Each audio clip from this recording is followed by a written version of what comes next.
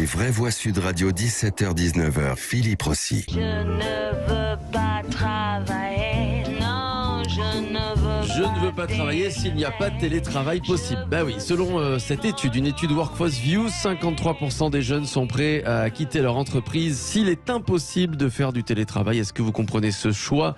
Vous dites non à 55% sur les réseaux sociaux, vous votez sur le compte Twitter de Sud Radio, sur la chaîne YouTube de Sud Radio, et puis on va vous écouter dans un instant. Vous nous appelez 0826 300 300 pour réagir. On en débat tout de suite avec Annéry Lepalec, Olive et Jérôme Laverny. C'est une de vos spécialités, l'emploi. Je commence avec vous. Vous comprenez, vous, ces jeunes qui sont prêts, ça va loin, quitter leur emploi parce qu'il n'y a pas de possibilité de jours télétravaillables. Alors, de toute façon, il y a deux choses. Sur le sujet du télétravail, il est maintenant ancré, institutionnalisé. C'est terminé. Sur le site de l'APEC, aujourd'hui, il y a la mention télétravail. Les entreprises elles-mêmes anticipent de toute façon cette exigence et cette demande. Ils mentionnent les jours de télétravail, si c'est possible, en temps plein. Donc, rappelez-vous cette émission que nous avions faite avec Juliette Funès, de ce temps, pas très loin, où le télétravail était complètement inenvisagé par les entreprises. Là, maintenant, c'est mort, c'est institutionnalisé. Maintenant, il y a l'autre sujet, c'est le rapport au travail. Et la crise sanitaire a laissé éclater au grand jour une espèce de rapport un petit peu bizarre, où on est tombé avec ce serpent de mer du sens du travail dans des considérations un peu hasardeuses. Parce que on a l'impression parfois que ce qui a du sens dans le travail, c'est deux choses. Un, quelque chose qui doit impérativement me plaire, correspondent à ce que je veux faire, ce que j'aime. Et là, il y a une confusion des genres. On peut d'abord aimer des choses que l'on ne transforme pas en travail. On peut chanter simplement sous sa douche et ne pas vouloir être chanteur. Voilà. Et puis, on fait pas toujours ce qu'on veut dans la vie. Et c'est omettre et écarter et passer du revers de la main quelque chose qui est inhérent à n'importe quelle production, création, action, c'est-à-dire la pénibilité, l'effort. Pour faire du sport, pour être un bon sportif, il faut s'entraîner. Et cet entraînement, que ce soit de la course à pied, que ce soit de la musculation, que n'importe quoi, va supposer de la sueur, donc de l'effort. Et il en va pour le sport exactement de la même façon que pour le travail. Et donc, on ne peut pas convaincre des générations entières que ce qui a du sens est forcément que quelque chose qui doit plaire. Et puis d'abord, il y a le mythe du goût d'abord. Pour que quelque chose plaise, il faut déjà le connaître. Or, on n'a pas de politique en France pour faire connaître les métiers. Donc, fatalement, un jeune qui veut faire un métier, c'est dans un registre très restreint. Le panel est très restreint. Donc il faut véritablement rétablir un autre rapport au travail par rapport aux jeunes. Et puis alors attention, parce que sens, on leur dit le sens, oui ça sert, etc. Oui, encore je le disais tout à l'heure, ça voudrait dire quoi alors? Coiffeur et poissonnier, ça n'a pas de sens parce que ça sert à trop peu de gens. Mais non, une vie est honorable, elle est vraiment très honorable, même si elle ne doit servir qu'à une seule personne. Moi je crois dans la générosité et le caractère humanitaire, même lorsqu'il est restreint à une seule personne dont on connaît le nom et le visage. Et les gens qui poussent des hauts cris, qui se jouent les professeurs de morale avec des humanités et des grands H, des hommes avec des grands H, la générosité avec un grand G majuscule, moi je m'en méfie comme de la peste. Et donc ça veut dire qu'on a tout un tas de jeunes qui se portent sur des métiers parce qu'ils sont sexy, parce qu'ils font bien. Parce que à noter qu'il y a une école d'influenceurs qui vient de voir le jour pour tous ceux qui aimeraient faire influenceur ou influenceuse. Épicerie fine, caviste, fromager à maintenant, c'est un peu dans l'air du temps. Par contre, poissonnier, couvreur, c'est dégueulasse. Voilà, c'est ça qu'on insuffle. Vous citez que des métiers où on ne peut pas télétravailler. Donc, pour qu'on ait des couvreurs et des poissonniers, il faut qu'on rétablisse premièrement l'amour de l'effort. Enfin, pas l'amour de l'effort, il ne s'agit pas de se fouetter, mais la considération de l'effort comme étant une étape préalable incontournable et qu'on déconnecte le sexy, l'apparence, le glamour dans l'apparence, dans le travail. Si vous êtes éditeur et que vous avez l'idée d'un livre, L'éloge du travail, je vous propose Jérôme Laverny. Non mais c'est vrai, vous créez un très bon livre là-dessus, Jérôme Laverny. Non mais c'est vrai, c'est très sincère. Plein bravo. d'exemples. Alors, des feignants qui veulent une société de loisirs en étant assistés, voilà ce que vous nous dites sur Twitter, c'est à peu près les mêmes messages. Vous dites non à 54%, vous ne comprenez pas. Donc, ce jeune sur deux qui est prêt à démissionner s'il n'y a pas de télétravail, Annéry Lepalec. Déjà deux choses, et là pour compléter ce que vous disiez, je crois qu'on a un rapport à la contrainte qui n'est plus du tout ce qu'il était. On n'accepte plus la contrainte, quelle qu'elle soit. Et pour en revenir au sujet précédent, on brandit la liberté en permanence, liberté qu'on oppose à la contrainte. Les deux sont pas antinomiques pour autant. Donc oui, il y a des contraintes. Le travail, c'est une contrainte. Ça n'est pas que du sens et de l'épanouissement. Il y a aussi cette implication et cette contrainte. Et la deuxième chose, je crois qu'un jeune sur deux est aujourd'hui prêt à quitter son poste. Parce qu'on est dans un marché de l'emploi qui est favorable. C'est vrai, bien sûr. Il y a 10 ans, un jeune sûr. sur deux n'aurait pas quitté son poste s'il n'était pas télétravaillable. Aujourd'hui, on a un taux de chômage qui est relativement bas. Les jeunes en question, s'ils sont sur des missions qui sont télétravaillables, généralement, on est sur des métiers qui sont déjà un tout petit peu valorisés, en tout cas financièrement. Et donc, ils savent que derrière, ça va pas être compliqué et ils peuvent un peu imposer leur manière de voir et leur manière de faire. Et pour en revenir à votre poissonnier ou à votre coiffeur ou à votre couvreur, la question se pose pas. Enfin, je veux dire, on accepte la contrainte. On accepte la contrainte de se lever le matin. On accepte la contrainte, si je prends le coiffeur, de balayer sa boutique. Je connais pas un coiffeur qui s'éclate en balayant sa boutique. Pour autant, ça fait partie du métier. Et ça n'a pas forcément du sens, mais ça fait partie du métier. Et voilà. Ouais. Je télétravaillez, vous, Madame la maire? Vous avez l'occasion, mais... à part pendant le Covid et cette fameuse crise du Covid, le premier confinement, mais vous octroyez de temps en temps 1 ou 2 jours de télétravail? Non, mais par contre, j'évite des déplacements inutiles. Ouais. C'est-à-dire pour aller à une réunion qui dure 1 heure et faire 2 heures de route aller, 2 heures de route retour, si on peut la faire en visio, je le fais en visio. Ouais. Mais c'est plus dans cet esprit-là. Et d'ailleurs, ça va devenir aussi une question, le coût du transport, le coût du carburant. Bon, voilà, ça peut être des enjeux qu'on peut combiner. Mais là où je vous rejoins, c'est tout à fait cette recherche du sens absolument, et on veut faire quelque chose qui... non, je pense que le travail, on s'est un tout petit peu éloigné de la mission très voltairienne du travail. Olive, vous télétravaillez, vous? Non, hein, vous savez pas ce que c'est. Non. Nous on se déplace beaucoup. On se déplace beaucoup. Je suis d'accord avec la fin en fait qu'on vient d'entendre. Moi il y a 2 cas de figure en fait qui se posent. S'il y a un jeune qui vient me voir en me disant ouais mais Oli je voudrais télétravailler parce que le gasoil est trop cher, j'ai trop de déplacements pour pouvoir y aller et mieux gagner ma vie, pourquoi pas, ça peut se discuter. Maintenant si on me dit je veux rester à la maison parce que c'est plus pratique et puis en même temps je peux m'occuper aussi un peu des enfants, de faire le ménage à la maison et ce qui s'ensuit, parce que on va arrêter de se mentir, c'est ce qui se passe en télétravail, ça se passe comme ça partout. Bah moi je dis non. On dit qu'en télétravail on est beaucoup plus productif, qu'on est... J'en suis pas sûr. Moi, tous ceux qui ont témoigné ont dit je suis beaucoup plus productif à la maison. J'éteins mon ordinateur beaucoup plus tard, par exemple, parce qu'il n'y a pas le transport. Moi, je vais un peu à l'ancienne. Je suis pas trop d'accord avec ça. Et je vais vous dire pourquoi. On est en train de casser tous ces liens de sociabilité qui sont super importants. On nous a enfermés pendant 2 ans. Sortez de chez vous, nom de Dieu. Sortez de chez vous. Et c'est super important. Vous voyez ce plateau, il serait complètement différent si on était tous derrière notre écran à la maison. Là, c'est pas pareil. Il y a vraiment un aspect humain. Il faut garder cet aspect humain.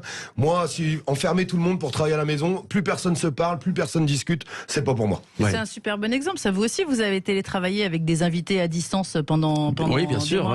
Et ça a quand même une autre gueule. Pendant 3 mois, on était même chez nous, sur notre canapé, avec les micros, les casques. Et ça a quand même une autre tête comme ça, d'être là en face les uns des autres. Et pourtant, c'est de la radio. On n'a pas besoin d'image. Vous avez juste besoin du son de notre voix. Enfin, même s'il y a de l'image à la radio maintenant.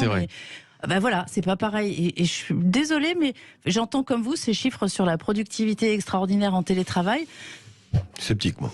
Ah ouais, Jérôme, je suis emploi. Alors si quand même, il y a dans un certain nombre de postes cadres des gens qui se sont retrouvés engoncés dans une situation où, à la maison, ils se retrouvaient dans la situation que peut connaître un étudiant. Quand un étudiant a une liste de livres sur lesquels baser sa préparation à un diplôme, parfois il n'y a pas de limite. Et donc on a certains salariés qui ne se donnaient pas de limite. On a aussi des entreprises qui n'ont pas su gérer le télétravail dans la mesure d'efficacité, dans la mesure de travail qui ont été un peu décontenancés par cela. Mais tout peut s'affiner, tout doit s'affiner. Et là encore une fois, dans une stratégie un peu plus globale, là encore une fois avec des pouvoirs publics qui ne sont pas au rendez-vous. Qui sont pas au rendez-vous, on l'a déjà dit.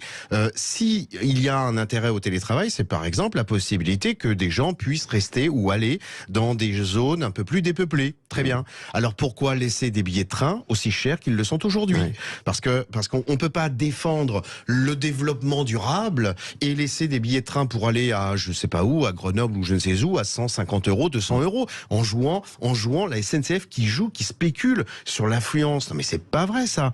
Donc si on veut du télétravail, si on veut protéger l'environnement, alors il faut mettre dans la boucle les transports et donc notamment les billets de train. On peut pas spéculer sur du pognon de déplacement professionnel. Il y a pas, vous vous rendez compte qu'il n'y a pas d'abonnement SNCF, sauf un truc qui marche pas du tout, tout. Pour le télétravail, c'est juste dingue comme truc. Bon, donc les choses sont à parfaire. Bon, maintenant, ça a été ancré dans notre société. Les entreprises doivent le gérer avec une certaine souplesse, avec une certaine vigilance aussi. Bon, très bien. Derrière cela et derrière ce refus assez cinglant quand même un certain nombre de jeunes qui effectivement peuvent se permettre ce luxe aujourd'hui parce qu'il y a plein de boulot et parce qu'ils peuvent faire les fines bouches, il faut quand même revoir la copie du point de vue du rapport qu'on a effectivement à la contrainte de manière générale. Parce que je crois que nous sommes dans une société où, de la même façon que pour le travail, dans l'amitié, dans les rapports amoureux, dans tout un tas de trucs, la contrainte, on évite. Ouais. On veut tout de suite, facilement, maintenant. Anne-Héry Le Pallec, c'est vrai. Hein. Ah bah c'est pas que la jeune génération. Hein, mais non, on stigmatise beaucoup cette jeune génération. C'est tout à fait ça. Et en complément de ce que vous venez de dire, vous ne me trouverez pas souvent en grande défenseuse de la politique gouvernementale, mais je pense que, alors ok, il n'y a pas eu d'effort sur la SNCF, mais il y a quand même eu des moyens mis, d'ailleurs pas toujours par l'État et souvent par les départements et les régions, et là je vais retomber sur mes pieds un petit peu plus facilement, pour l'équipement numérique. Parce que pour du télétravail, il faut de la fibre, il faut du haut débit, il faut de l'outil, il faut de l'infrastructure. Et là, il y a quand même eu, c'est pas parfait, ça peut être amélioré, il y a encore des inégalités territoriales, il y a encore plein de choses à faire. Mais effectivement, il y a quand même eu un vrai coup d'accélérateur qui a été mis, qui était déjà enclenché avant l'épidémie de Covid et qui alors ça c'est très intéressant, et alors c'est à Madame le maire que je m'adresse, parce que là pour le coup il y a peut-être aussi à revoir la copie du point de vue de la méthodologie de l'action des services publics gouvernementaux. En fait, quand un gouvernement, quand une région, quand un département décide de faire quelque chose sur un registre, la fracture numérique, qu'est-ce qu'il fait? Il met de l'argent sur la table. Et ben pas toujours. En s'exonérant et en faisant des appels à projets et en s'exonérant d'avoir l'ingénierie de ce qui doit être fait. Donc, on a vu ça par exemple sur le soutien aux entreprises. Donc, le gouvernement a décidé de faire des prêts aux entreprises. Après, les régions ont voulu faire des prêts aux entreprises. Et puis, alors, les communautés d'agglo ont voulu faire des prêts. Parce que c'était dans l'air du temps. Alors, on met de l'argent sur la table. C'est un peu technique à dire, mais... Juste en alors, une seconde, très vite, Anne-Héry Le Pallec, en un quart de seconde, on va faire une petite pause. Le département dans lequel je suis, on s'est dit, on sait pas faire, c'est pas notre métier, c'est pas un département de déployer de la fibre optique. Donc, on a lancé un appel à candidature. Il y a une entreprise qui a répondu, 0 argent public.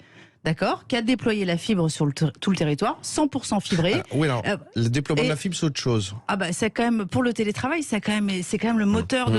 Allez, on va poursuivre le débat. Jérôme, on va poursuivre le débat dans un instant. Restez avec nous, un jeune sur deux prêts à quitter leur job s'il est impossible de faire du télétravail. Vous ne comprenez pas leur choix sur le compte Twitter de Sud Radio. Vous ne comprenez pas à 54%. Vous nous appelez au 0826 300 300. Diane sera avec nous dans quelques instants. Elle nous donnera son avis et débattra avec Jérôme, Olive et Anne qui est avec nous. À tout de suite. Avec Anne-Héry Le Pallec ce soir, Olive, Jérôme Laverny, 53% des jeunes qui sont prêts donc à quitter leur entreprise s'il est impossible pour eux de télétravailler. Est-ce que vous comprenez ce choix? Vous dites non à 55% et ça ne bouge pas. Sur le compte Twitter de Sud Radio, vous votez également sur YouTube, vous en avez la possibilité et vous nous appelez au 0826 300 300.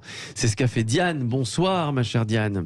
Bonsoir tout le monde. Bonsoir, vous appelez d'où Diane? De Perpignan. Perpignan, vous êtes en télétravail? Non, je ne suis pas. Mes enfants sont en âge d'être télétravail et des amis qui sont aussi en âge de télétravailler et qui l'ont fait pendant le Covid, et il y en a beaucoup qui n'ont pas apprécié le télétravail, tout simplement parce que quand elles sont à la maison, elles ne peuvent pas travailler comme quand on est dans une entreprise. Il manque les collègues, il manque aussi le rapport humain. Et puis quand on bloque sur quelque chose, sur un dossier, avec une collègue, on ne peut arriver à résoudre ce problème. Là, tout seul, est-ce que vous le résolvez? Et moi, j'ai eu affaire avec des gens qui faisaient du télétravail, notamment la sécurité sociale et les allocations.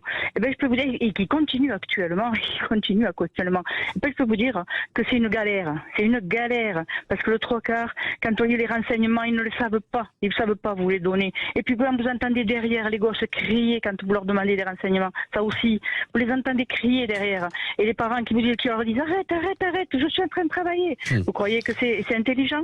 Non, mais il faut arrêter. Parce que vous voyez, il y a des reportages à la télé. Vous les voyez tous à Miami, vous les voyez tous dans les îles, là, avec une piscine en train de faire des colliers, maisons, tout ce que vous voulez, ou d'autres dossiers qui sont dans les pieds dans l'eau. Et voilà, ça donne envie de rêver à tout le monde. Mais la réalité, il faudrait quand même qu'on rentre dans la réalité. La réalité, il faut bosser. Et dans la vie, il y a des contraintes dans dans toute une vie, qu'aussi bien familiale que travail.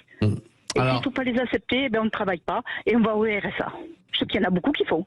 Alors, tout ce que vous avez dit, alors c'est vrai que c'est quand même bien décrit, à l'instar de je travaille sur mon ordi avec les pieds dans l'eau dans la piscine de Miami, et cette image, on essaie de travailler avec notre petite ou notre petit de 2 ans qui nous embête malheureusement, mais c'est comme ça, c'est la vie. Ça a beaucoup plu Olive, c'est bien décrit, n'empêche. Ouais, non, mais je suis entièrement d'accord avec ce qui vient d'être dit, sauf la fin qui était un peu forcée. Il faut arrêter, il faut aller au RSA. Non, je pense qu'il faut éviter de passer par ce chemin-là. Mais sinon, tout ce qui est décrit, je suis entièrement d'accord. C'est d'ailleurs ce que j'essaye de défendre au quotidien. Sortez de chez vous. Mais Diane, est-ce que vous comprenez si vous êtes à la retraite, Diane ? Oui. Vous êtes retraité. Bon, si forcé. Bon, non, mais si vous travailliez encore, est-ce que ça aurait pu vous tenter le télétravail ? Est-ce que vous comprenez ce choix d'être à la maison ? J'étais aide-soignante, donc je n'aurais pas pu le faire pour soigner sur une masse, mais je ne pouvais pas. Mais le problème, c'est que j'arrive à comprendre. C'est idyllique. On a envie, tout le monde a envie de rester à la maison et de travailler, de faire nos heures qu'on a envie, comme on veut, et ce qui nous plaît. Tout le monde, c'est un rêve. C'est une utopie. Mais c'est pas possible. Il faut être tout à fait dans la réalité. Il y en a certains qui peuvent, mais il y en a d'autres qui peuvent pas.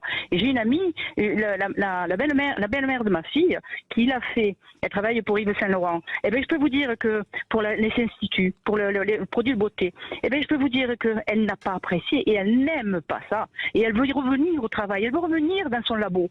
Elle veut pas rester dans la maison. Et je peux vous dire que ça ne lui plaît pas du tout. Et elle a été obligée de les faire. Et ça ne lui a pas du tout plu. Il faut dire que tout le monde, ça ne plaît pas à tout le monde non plus. C'est vrai qu'on parle beaucoup de ceux qui apprécient le télétravail, on parle pas de ceux qui sont enquiquinés par le télétravail et qui sont parfois obligés. Tiens, on revient à la contrainte, Jérôme et Anne, on en parlait, la contrainte que notre société n'accepte plus. Voilà, on veut plus de contraintes dans notre vie professionnelle et même parfois plus largement dans notre vie de famille. Enfin, on est quand même fait pour vivre en société, et vivre en société, c'est aussi faire des concessions, c'est aussi s'imposer des règles et c'est aussi avoir un certain nombre de contraintes, sinon ça marche pas. Enfin, sinon, est-ce que vous ne pensez pas que c'est aussi de la faute, un peu, Olive, aux réseaux sociaux ? C'est vrai que ça nous fait rêver, les réseaux sociaux. On voit la vie des autres. Alors sachez qu'en général, quand ça va bien, on le met sur les réseaux sociaux. Quand ça va pas, on ne le dit pas. Donc attention. Il y a la vraie vie, les réseaux sociaux, c'est-à-dire un peu la télé-réalité. On voit beaucoup d'influenceurs aujourd'hui où ils nous font voir des vies de rêve. On en parlait à l'instant, les pieds dans l'eau, comme l'auditrice le disait. Souvent d'ailleurs à Dubaï en ce moment, puisqu'ils sont un petit peu planqués tous là-bas. Et c'est pas la vraie vie. En fait, faut sortir un peu de tout ça, je pense, parce que le vrai monde du travail, c'est pas ça du tout. Et c'est d'ailleurs ce que je dénonce à travers moi, les influenceurs et tous ces émissions qu'on peut voir à la télévision, parce qu'en fait, on apprend ça à nos gosses, et c'est ça. Et après, on se demande pourquoi les jeunes voudraient ça, parce qu'ils l'ont vu tout le temps à la télé, en fait. Et on n'arrête pas de leur mettre ça dans le crâne. Mais la vraie vie et le vrai monde du travail, je pense pas qu'il est là. Et puis au-delà du monde du travail, c'est très particulier à la France, mais on a aussi tout un pan de notre activité qui est un peu en dehors des radars, qui est toute l'activité associative. On sait qu'on a toute l'activité bénévole, l'engagement bénévole, etc. Et donc le fait de se recouper, de rester derrière chez soi, de diminuer nos relations sociales qui sont essentiellement basées sur le travail quand même, dans notre vie d'adulte, malheureusement ça prend une grande partie, et ça va aussi appauvrir, je pense, cette vie d'engagement, de bénévolat, d'envie d'aller vers les autres, et c'est un des fondements de notre économie en France, la vie associative. C'est vraiment un pilier hyper important, un peu en dehors des radars, mais sans lequel notre modèle serait beaucoup plus fragile. Alors, il nous reste une petite minute. Tiens, Jérôme Laverny, si on se projette dans une dizaine d'années, comment vous voyez les choses ? Vous êtes plutôt pessimiste parce que qu'est-ce qu'on va vouloir dans 10 ans avec les réseaux sociaux qui vont encore, évidemment, il y en aura d'autres, des réseaux sociaux. Dire parce que précisément le télétravail, on pouvait pas le prévoir, mais justement, moi, je pense qu'il faudrait quand même revoir effectivement la copie, un peu philosophique, et encore une fois, non pas ériger en vertu le fait de souffrir, de connaître des épreuves, mais tout de même de se dire que parfois, il ressort de l'effort, il ressort de la contrainte des choses qui peuvent être un petit peu plus glorieuses. Prenons l'exemple de l'architecture. C'est vrai que c'est beaucoup plus commode de mettre une grosse plaque de ciment, de béton, de je sais pas quoi, pour construire un immeuble ou une maison. Mais quelque chose me dit que les récentes constructions sont bien moins durables, indépendamment de bien moins belles, que celles qui ont consisté à mettre pierre par pierre Vous savez, ces vieux murs qu'on voit, qui sont magnifiques, ou les immeubles parisiens qui tiennent encore debout quand on a des constructions récentes à peine de 5 ou 10 ans qui font déjà la tronche parce qu'elles sont moches, parce qu'elles vieillissent mal. Eh bien, parfois, la contrainte a certaines vertus. Et puis, alors, s'agissant du télétravail, il s'agit d'agir avec une certaine mesure. Oui, 1 ou 2 jours par semaine, pourquoi pas, pour certains métiers, pour certaines entreprises, dans certains contextes, mais pas le généraliser à tout le monde, comme il eût été complètement débile, et comme c'était le cas précédemment, de dire non, non, non à tout le monde. Voilà, il s'agit de faire ça avec mesure, quoi. Un jeune sur 2 donc prêt à quitter leur job si le télétravail n'est pas possible. Est-ce que vous comprenez ce choix? Vous dites non. Le score final sur les réseaux sociaux, le compte Twitter de Sud Radio. Merci à vous, ma chère Diane, d'avoir débattu avec nous et de nous avoir donné votre avis. C'était un plaisir. Merci à vous, Diane. Merci beaucoup.